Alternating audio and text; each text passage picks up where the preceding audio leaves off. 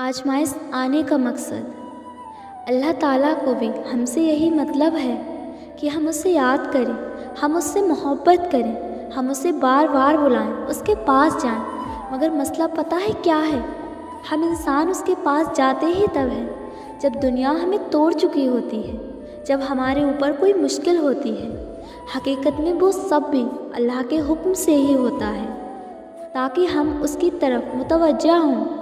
वरना तुम देखो, खुशी में कौन अल्लाह को याद करता है, बल्कि हम तो सबसे ज़्यादा नाराज़ ही उसे अपनी खुशी के मौके पर करते हैं। समझ रहे हो ना इन आजमाइशों का आने का मकसद? जब भी आपके सामने किसी का स्टेटस आए जिसमें कोई हदीस या फिर आयत हो या कुछ भी ऐसा मोटिवेशनल पढ़ने को मिले जिससे आपको आपके सवालों का जवाब मिले, तो ये सब कंसिडेंस नहीं होता।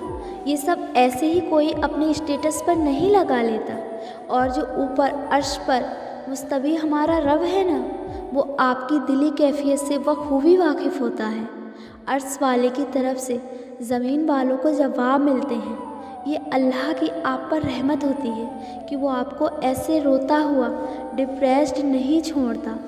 वो किसी न किसी को सबब बनाकर अपने प्यारे बंदों को इनडायरेक्ट तसल्लियाँ ज़रूर देता है।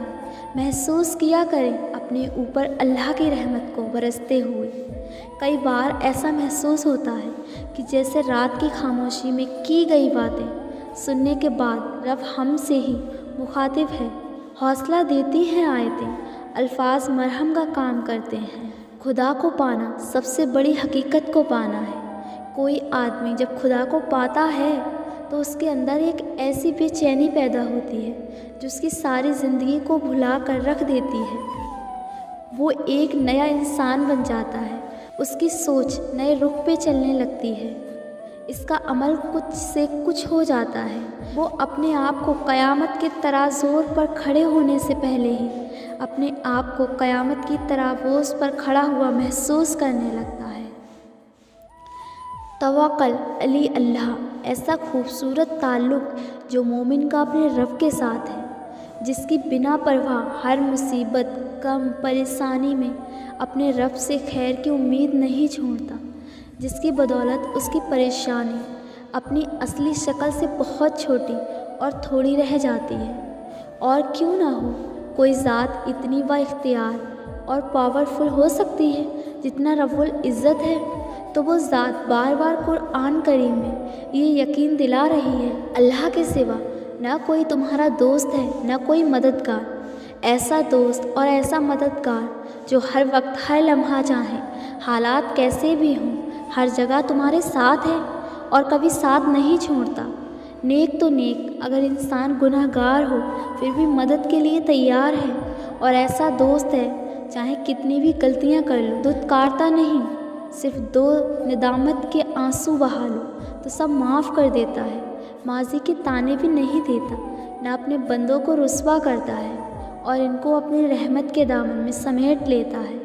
तो शर्त ये है कि बंदे तो अपने रब पर ऐसा गुमान रखो और यकीन के साथ उस पर डट जा, मेरे रब की मसल कोई है ही नहीं।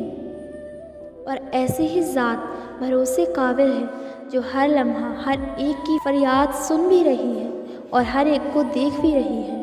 हिदायत का मिल जाना काफ़ी नहीं होता, हिदायत के साथ इंसान को सब्र की भी हद ज़रूरत होती है। अपनी मनपसंद चीज़ों से बचने के लिए, वो चीज़ें जो हमें दुनिया में गुम कर देती हैं। हिदायत नमाज पढ़ाती है, ज़बान पे रब का कलाम जारी करती है, लेकिन कड़वी बातें सहना सिर्फ सब्र ही सिखाता है। इखलास जब दिल में आए तो इबादत में भी मज़ा आता है और मोहब्बत में भी।